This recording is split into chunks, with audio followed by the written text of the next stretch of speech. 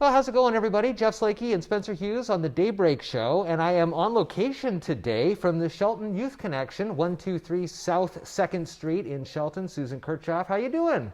Great, thank you. Shelton Youth Connection, a great nonprofit in our community, and first things first, I want to thank Peninsula Credit Union for offering time for nonprofits just like this to talk about things they got going on.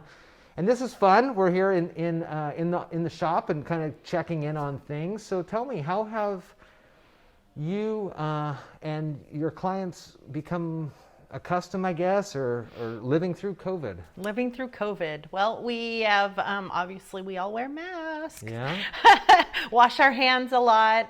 We screen our young people before they come in, really encourage, but we've kind of stayed open through all of COVID. So we haven't had a lot of downtime. We've limited the number of young people coming in the building. But yeah, we've basically just been really implementing what the CDC, the health department is telling us to do, healthy distancing, cleaning and washing hands, really encouraging washing hands. Go wash your hands. And this, I mean, this place being open is a necessity. For the youth in the community, we have to figure out how to keep this place open. Well, since September, it's become absolutely, I feel, imperative, because we have really encouraged young people to find this as a safe space that they can connect, get services, meet the needs that they have. Since September 1st, I did a quick numbers knowing you were coming. We've had 197 young people walk through the door, some repeaters, but of those 197, 15 of them were new bodies. Wow. And so that really says a lot. And then since September 1st, we've actually signed up 7 new homeless young people.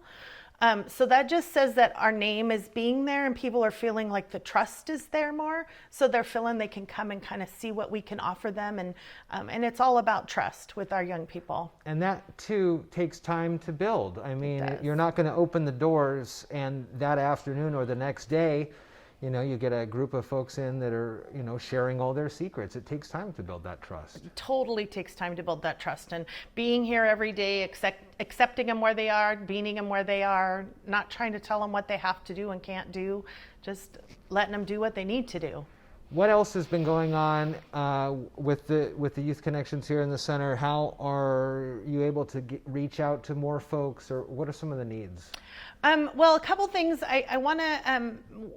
needs are always there. So one of the things that, besides monthly financial support, because I love the fact that we have grants, and but our grants don't pay for our electricity, doesn't pay for our keeping the building over our head. That comes from monthly people giving us donations. So that's a big, huge, I'm always kind of stressed on that level. Yeah. But other than that, gas cards, because we do have people that are trying to go to work. Gas is huge. We use gift cards at restaurants for incentives to try to get, okay, hey, you come apply for a couple applications, or let's do this, and then we'll give you a gift card. And it's something that they wouldn't normally have for themselves. Yeah. So those are quick, easy things that people could help with.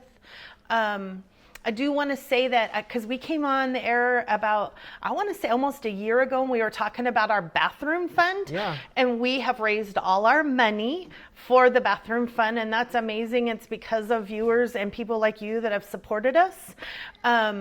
That have made it happen. So hopefully by the end of the year, we'll have our 2 additional showers, which is huge, because when someone's on the street and they want to go and be healthy, they want to do better, taking a shower is essential, doing their laundry is essential. Yeah. And that's something people take for granted, and they don't have that. So yeah. What are is there anything else that you want to share with the folks out there as either a need for your clients, or some other ways that a business or somebody can give back? That always puts me on the spot. The need for the client, there's just the vast needs. I mean, tents, supplies, things like that are always needed. Hygiene supplies, tents, tarps, lanterns, that, because if they're in a tent, they have a lantern. Even those propane cooking things that you can use the propane so they can cook on it, so that they're not trying to cook out in the fire, right? Especially now when there's still a small fire ban going on.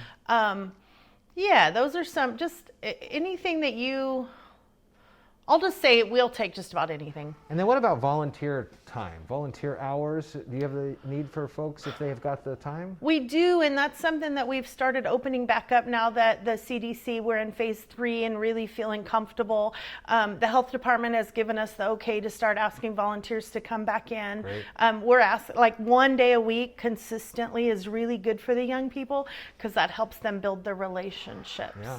So on a separate note though, I want to, if it's okay, I want to share about what's called the rental assistance program. Please. Because that's something that's out there for everybody in our community. It does not for young people at all.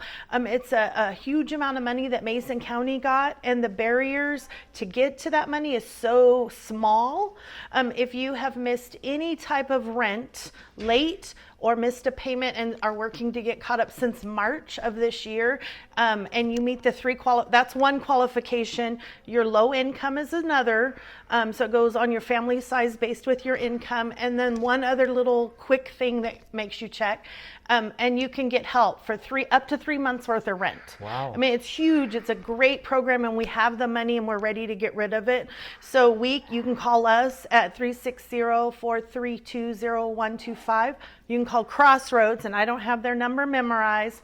Or if you're in Belfair or that side, you can call North Mason Resources, Yeah. Steve.